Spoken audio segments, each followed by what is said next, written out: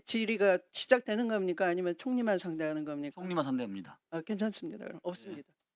자, 그럼 용인 의원님. 네, 한덕수 총리께 묻겠습니다. 지난 23일 헌재에서 김용현 전 장관이 계엄 선포 전에 한덕수, 이상민, 조태용 역시 개혁 지시 문건을 받아갔다 이런 진술을 했습니다. 이 진술에 대해서 총리께서는 인정하십니까?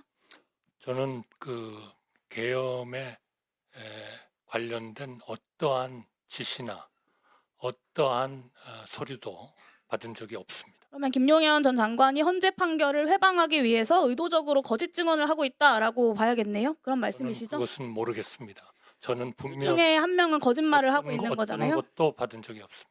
네, 둘 중에 한 명은 거짓말이겠죠. 총리가 받은 게 없다면 총리가 받은 게 없다는 지금의 증언이 거짓말이거나 아니면 한덕수, 이상민, 조태용에게도 줬다는 김용현 전 장관의 그 증언이 거짓말이거나 당연히 둘 중에 하나는 거짓말이겠죠. 총리는 받은 적이 없습니다. 네, 그러면 증인은 왜 김용현 전 장관이 다른 사람도 아닌 한덕수 증인을 콕 집어서 사실도 아닌 일로 고발하듯이 위증을 했다고 생각합니까? 좀 짐작 가는 이유가 있습니까? 저는 전혀 모르겠습니다.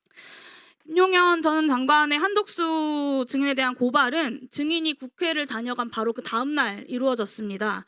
본 의원이 판단하건대 비상계엄은 윤석열, 김용현이 벌인 것이고 한덕수 총리는 비상계엄을 막으려 했다라고 하는 총리의 증언에 내가 입 뻥끗하면 당신도 무사하지 못하다.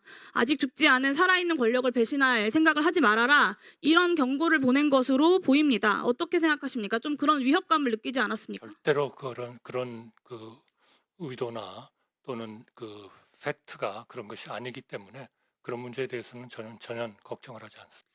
네, 윤석열, 김용현은 한덕수 증인에게도 자신들의 죄를 감하고 또 떠넘기려고 협박과 모략을 시도하고 있다고 보여집니다. 한덕수 증인은 비상계엄 선포 상황 그리고 또 국회 비상계엄 해제 의결 이후에 내란 세력이 비상계엄을 계속 지속하려 했다는 상황의 핵심적인 증인입니다. 정권의 일원이기도 하고 또 탄핵 심판이 진행 중인 상황이라 말을 삼가는 부분은 있으시겠지만 적어도 이제는 본인들만 살아남으려고 하고 증인에 대해서도 증인의 말에 따르면 거짓말을 하는 이 내란 세력들을 감싸고 돌 것이 아니라 40년 총리의 공직 생활을 지탱해준 국민들 앞에 진실로 응답해야 되지 않겠습니까? 지금까지 국회에 털어놓지 않은 그날 윤석열과 김용현이 어떤 말을 했는지 그 상황에 대해서 추가로 좀 진술해 주시겠습니까?